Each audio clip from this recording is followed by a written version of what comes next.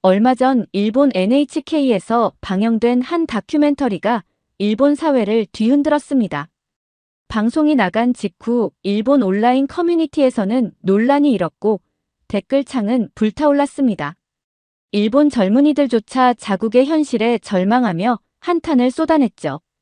도대체 NHK에서 무엇을 방송했길래 일본 열도가 이렇게 흔들린 걸까요? 안녕하세요. 저는 프랑스 출신의 AI 엔지니어 줄리앙입니다. 어려서부터 수학과 컴퓨터에 흥미가 많았던 저는 대학에서 컴퓨터 공학을 전공했고 머신러닝과 딥러닝을 연구하며 AI 분야에서 경력을 쌓아왔습니다.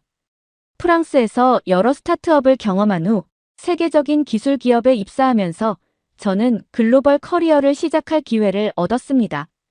제가 다닌 회사는 유럽에서 손꼽히는 IT 기업이었으며 AI 연구와 데이터 분석 분야에서 강점을 가지고 있었습니다.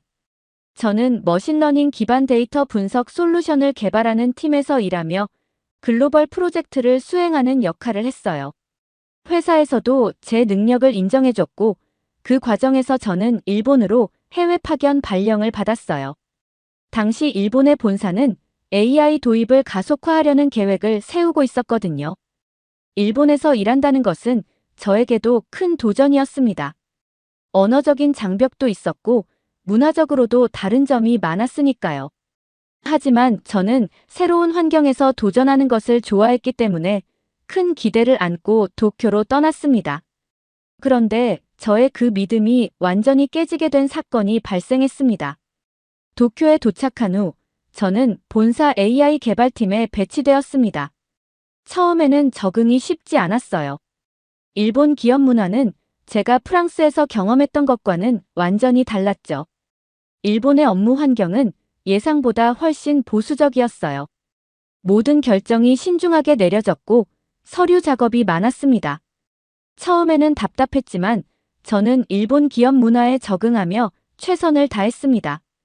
다행히도 저는 곧 실력을 인정받게 되었습니다. 일본에서는 신입이 상사의 지시를 따르는 문화가 강했지만 저는 적극적으로 의견을 내고 기존 시스템을 개선하는 아이디어를 제안했어요.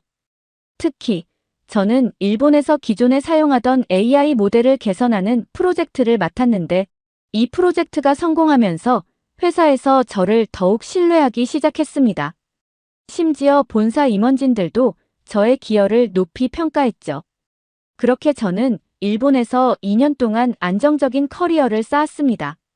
팀원들과도 좋은 관계를 맺었고 회사에서 인정받았어요. 솔직히 저는 일본에서 꽤 만족하며 지내고 있었습니다. 하지만 여기서 저는 하나의 착각을 했다는 걸 나중에서야 깨닫게 됩니다.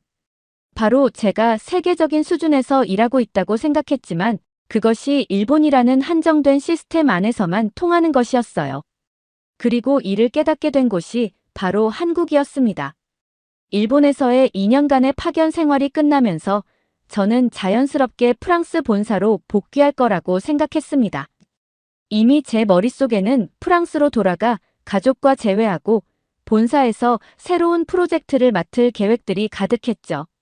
그런데 뜻밖의 결정이 내려졌습니다. 본사에서 한국 지사로의 파견을 명령한 것입니다. 처음에는 귀를 의심했어요. 일본에서의 성과를 바탕으로 본사로 복귀할 줄 알았는데 회사는 저를 한국으로 보내기로 한 것이었죠. 이유를 묻자 본사에서는 한국이 AI 기술 개발 속도가 가장 빠르게 성장하고 있으며 저의 경험이 그곳에서 더욱 가치 있게 활용될 것이라고 설명했습니다. 솔직히 당황스러웠습니다. 한국이라는 나라에 대해 아는 것도 거의 없었고 일본에서 이미 안정적인 커리어를 쌓았다고 생각했기 때문이죠. 하지만 동시에 호기심도 들었습니다. 과연 한국의 AI 산업은 일본과 얼마나 다를까? 회사에서 저를 굳이 한국으로 보내려는 이유는 무엇일까? 이러한 질문들을 안고 저는 다시 새로운 도전을 시작해야 했습니다. 그렇게 저는 일본에서의 생활을 마치고 한국으로 향하게 되었습니다. 한국에 도착했을 때 저는 자신감이 넘쳤어요. 일본에서 인정받았으니 한국에서도 충분히 인정받을 거라 생각했죠. 하지만 현실은 예상과는 전혀 달랐습니다. 첫날부터 팀원들의 압도적인 속도와 즉각적인 피드백 방식에 머리가 멍해졌어요. 일본에서는 회의가 형식적이고 신중한 분위기였다면 한국에서는 실시간으로 모든 것이 돌아가고 있었어요. 솔직히 저는 충격을 받았습니다. 일본에서는 제 아이디어가 신선하다고 칭찬받았는데 한국에서는 제 아이디어가 발표되기도 전에 이미 더 발전된 논의가 진행되고 있었습니다. 저는 일본에서 꽤 능력 있는 엔지니어라고 생각했지만 한국에서는 마치 조수 역할을 하는 것처럼 느껴졌어요. 회의에서 제 의견을 조심스럽게 내놓으면 이미 해결책이 나와 있고 심지어 몇몇 팀원들은 시뮬레이션을 돌려 테스트까지 끝내놓고 있었습니다. 일본에서는 기획서를 몇 달 동안 검토하며 신중하게 접근하던 일이 여기서는 몇 시간 만에 완료되었습니다. 저는 그동안 완벽한 계획이 최우선이라고 생각했지만 한국에서는 실행하면서 수정하는 방식이 당연한 것이었어요. 마치 시속 200km로 질주하는 KTX를 자전거를 타고 따라가려는 기분이었죠. 한순간이라도 방심하면 그대로 도태될 것 같았습니다. 가장 당황스러웠던 순간은 팀 프로젝트 때였습니다. 일본에서는 문제가 발생하면 먼저 원인을 분석하고 상사에게 보고한 후 해결책을 찾는 과정을 거쳤죠.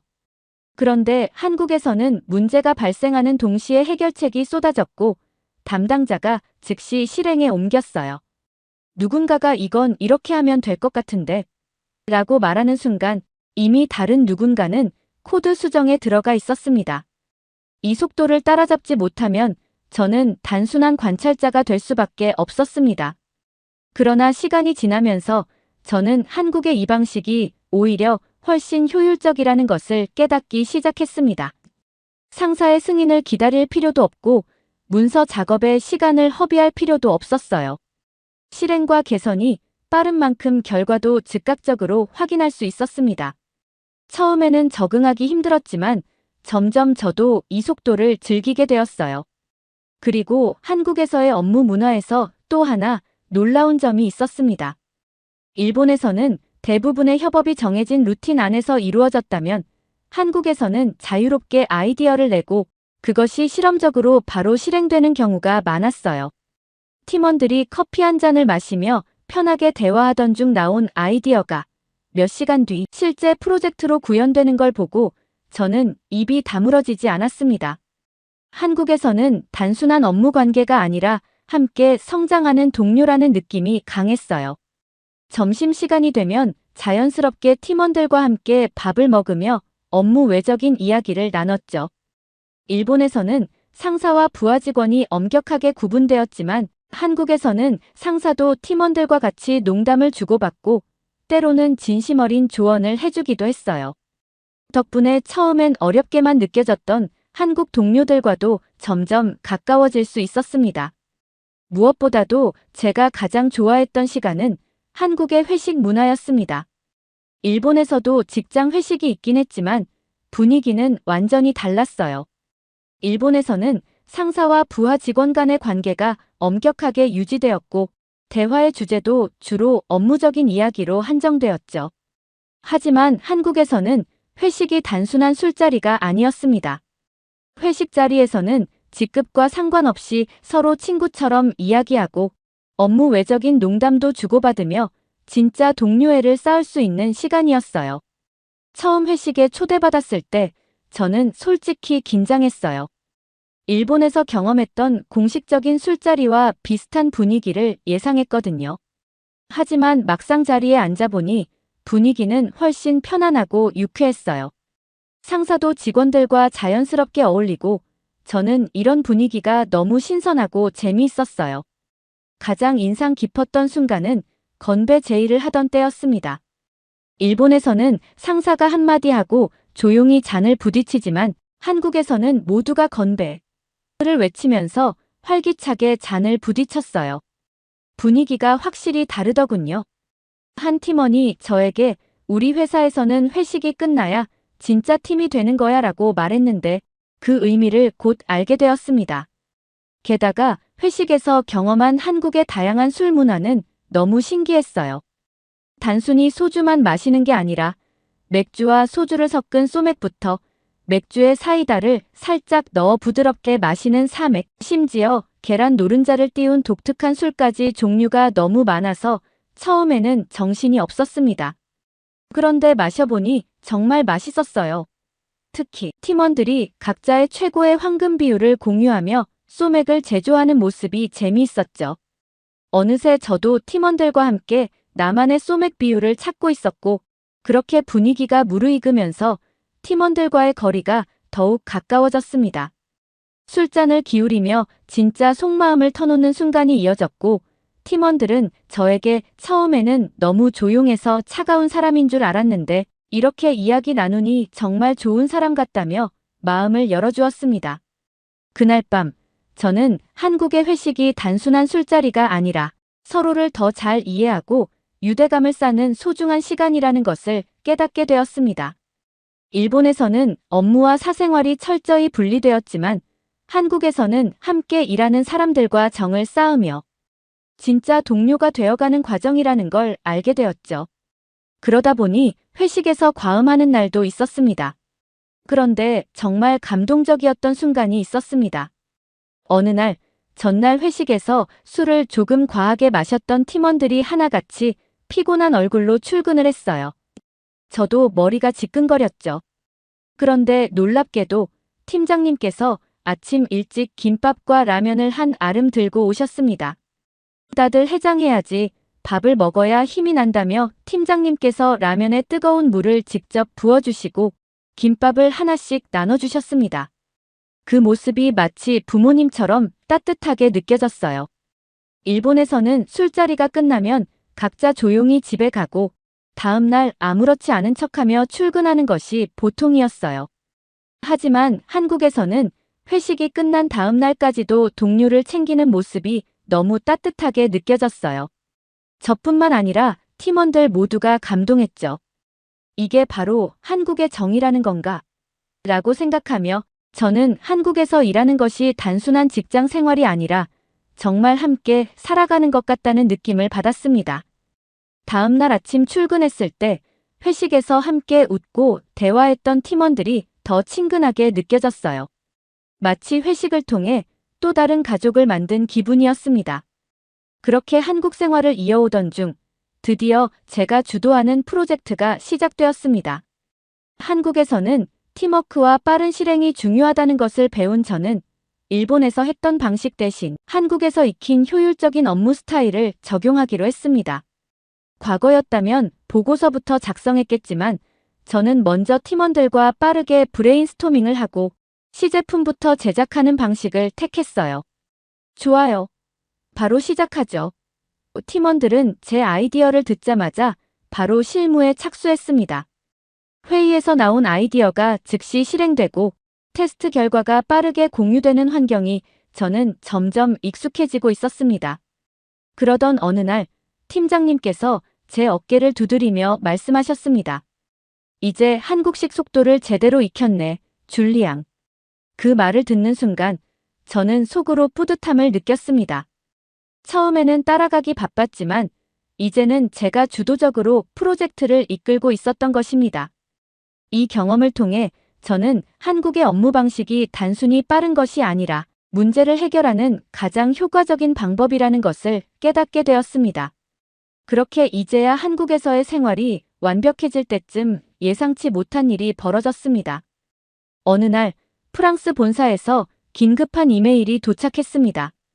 줄리앙, 일본 지사로 가야 할 것 같네. 새로운 프로젝트가 시작될 예정이라 자네의 경험이 필요하네. 이메일을 읽는 순간 저는 마음이 복잡해졌습니다. 일본으로 돌아가는 것이 익숙하긴 했지만 이제는 한국의 업무 방식과 동료들이 너무나도 소중하게 느껴졌습니다. 여기서 배운 것들을 일본에서도 적용할 수 있을까? 아니면 다시 일본식 업무 방식에 적응해야 할까? 이 고민을 하던 중 팀원들이 저를 응원해 주었습니다. 줄리앙, 어디서든 내가 배운 걸 보여주면 돼. 그 말을 들으며 저는 비로소 결정을 내릴 수 있었습니다. 저는 단순한 한 명의 엔지니어가 아니라 다양한 문화를 경험하고 새로운 방식을 배우는 사람이 되어가고 있었습니다. 그리고 그 시작은 한국에서 배운 경험이었습니다. 하지만 일본으로 돌아온 후 저는 곧 깊은 답답함을 느꼈습니다. 한국에서는 빠르게 문제를 해결하고 일이 진행되는 속도도 빨랐습니다. 그러나 일본에서는 사소한 결정 하나를 내리는데도 많은 절차를 거쳐야 했고 모든 것이 천천히 흘러갔죠. 회의에서 아이디어를 내면 즉각적인 피드백이 오던 한국과 달리 일본에서는 팀원들이 조용히 듣기만 했습니다. 고개를 끄덕이긴 했지만 아무도 토를 달지 않았고 모든 결정은 상사에게 있을 뿐이었습니다. 이러한 분위기 속에서 저는 점점 존재감이 사라지는 느낌을 받았어요. 한국에서는 활발하게 의견을 나누고 논의하던 제가 여기서는 단순히 보고서 작성자로 전락한 듯 했습니다. 상사의 결정을 기다리며 시간을 보내는 날이 늘어갔고 프로젝트의 진척도는 기대보다 훨씬 느렸습니다. 한편으로는 이게 일본식 일처리 방식이구나라는 것을 인정해야 했지만 다른 한편으로는 제 스스로가 무기력해지는 기분이 들더라고요. 그러던 중 팀 내에서 한 가지 사건이 벌어졌습니다. 긴급한 문제 해결이 필요했던 순간이었는데 기존 방식대로라면 최소 몇 주는 걸릴 일이었습니다. 저는 순간적으로 한국에서 배운 방식대로 해결책을 빠르게 제시하고 싶었지만 팀원들은 그저 상사를 바라보기만 했습니다. 어김없이 상사는 회의 일정을 잡고 내부 검토를 진행한 후 절차를 따라야 한다는 원칙을 강조했습니다. 순간 이해하기 어려웠어요. 한국에서는 이런 상황이면 이미 해결책을 실행하고 한두 시간 안에 문제가 정리됐을 거예요. 하지만 여기서는 우선 검토부터 해야 했죠. 결국 문제 해결이 아니라 절차를 따라가는 것이 우선이었습니다. 답답한 나머지 상사에게 시간이 얼마나 걸릴지를 묻자 최소 몇 주는 걸릴 것이라는 답이 돌아왔습니다. 일본의 이런 답답한 업무 방식이 과연 효율적인가에 대한 의문이 커질 대로 커진 순간이었습니다. 이미 해결 방법이 눈앞에 보이는데 불필요한 과정 때문에 시간만 허비되고 있다는 생각이 들으니까요. 한국에서였다면 빠르게 실행하고 필요하면 수정해 나갔을 텐데 일본에서는 완벽한 계획이 나오기 전까지 어떤 시도도 허용되지 않았습니다. 결국 이곳에서는 속도보다는 안전한 절차가 더 중요한 것이었어요. 그런데 이 상황을 유심히 지켜보던 사람이 저 말고 한 명 더 있었습니다. 바로 팀의 핵심 멤버 중 한 명인 타카하시였습니다. 그는 처음에는 한국에서 온 저를 마치 소닥 보듯이 쳐다보곤 했습니다. 업무적으로 필요한 말만 주고받았고 점심시간에 마주쳐도 인사 한마디 없었습니다. 이 사람 왜 저러지? 또 싶었지만 저도 무시하기로 했습니다. 하지만 공교롭게도 타카하시와 프로젝트를 함께 진행하게 되었어요. 처음부터 쉽지 않을 거라고 생각했지만 이 정도일 줄은 몰랐습니다. 타카하시는 제 의견이 나올 때마다 미묘한 표정을 짓더라고요. 신중해야 한다. 너무 성급하다. 충분한 검토가 필요하다. 굳이 반박하지 않아도 그의 태도에서 이미 답이 보였습니다. 저는 그냥 그러려니 했습니다. 일본에서 오래 일해온 사람이니 충분히 그렇게 생각할 수 있다고 여겼죠. 그런데 프로젝트가 진행될수록 분위기가 조금씩 달라졌습니다. 예상보다 빠르게 해결된 문제들, 불필요한 절차 없이 정리되는 일들, 일정이 단축되면서 여유가 생기자 처음엔 저를 안 좋게 보던 타카하시의 태도가 달라졌습니다. 예전에는 제 방식을 무시하던 그가 어느새 조용히 제 업무를 살펴보기 시작하더라고요. 처음에는 아무렇지 않은 척했지만 점점 티가 났습니다. 회의가 끝난 뒤에도 책상 앞에서 고민하는 시간이 길어졌고 가끔은 메모를 하다가 저를 힐끔 바라보기도 했습니다. 직접 묻지는 않았지만 뭔가 달라지고 있다는 게 느껴졌습니다. 그러던 어느 날 회의가 끝난 후 타카하시가 조용히 제 자리로 다가왔습니다. 평소라면 가볍게 인사를 나누고 지나갔을 그가 잠시 머뭇거리더니 뜻밖의 말을 건네더군요. 혹시 점심시간에 잠깐 이야기 좀 할 수 있을까요? 처음 있는 일이었습니다.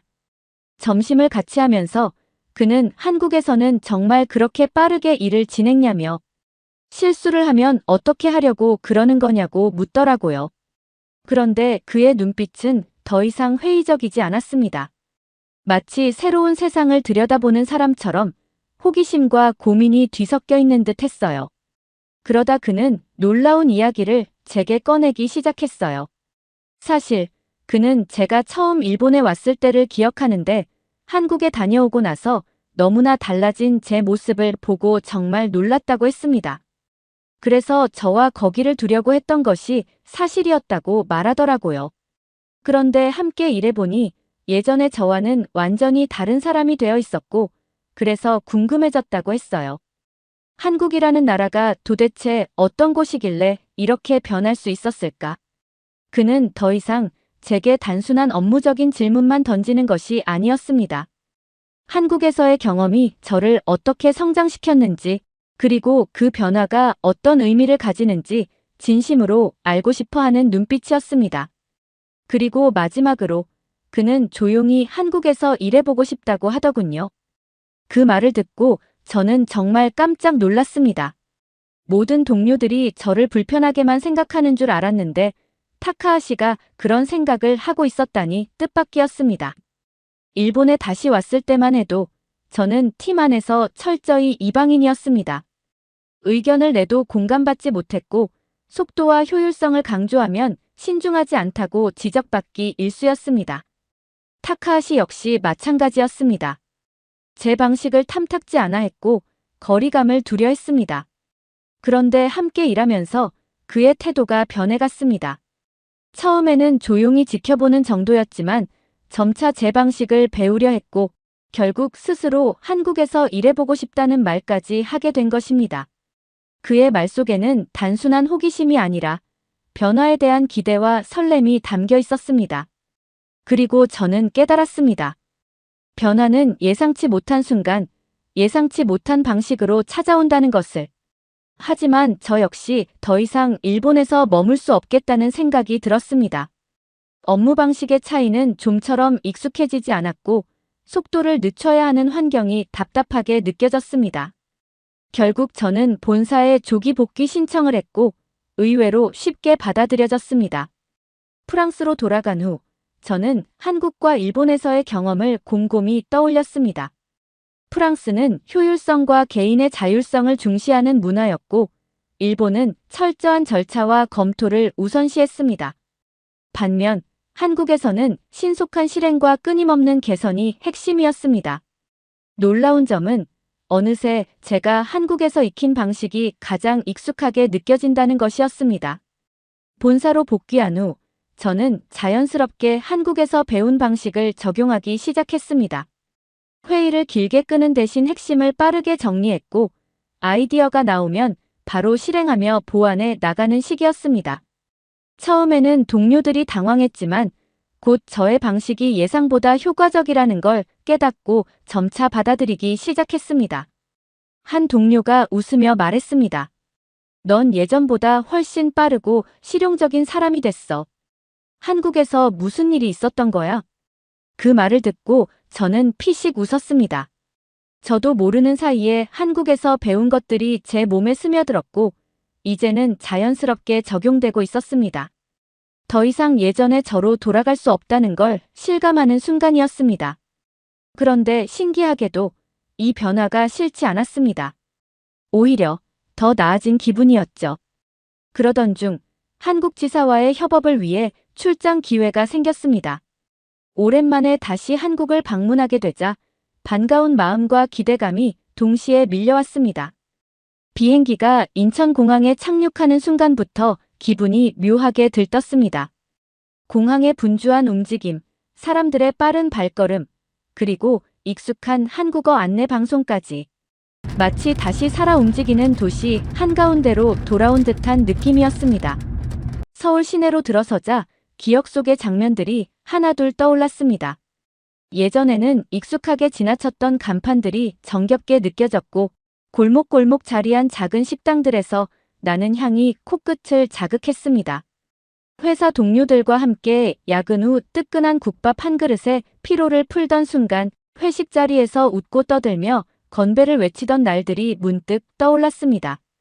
출장을 마친 후 저는 서울의 한 카페에서 커피를 주문하며 잠시 여유를 즐기고 있었습니다.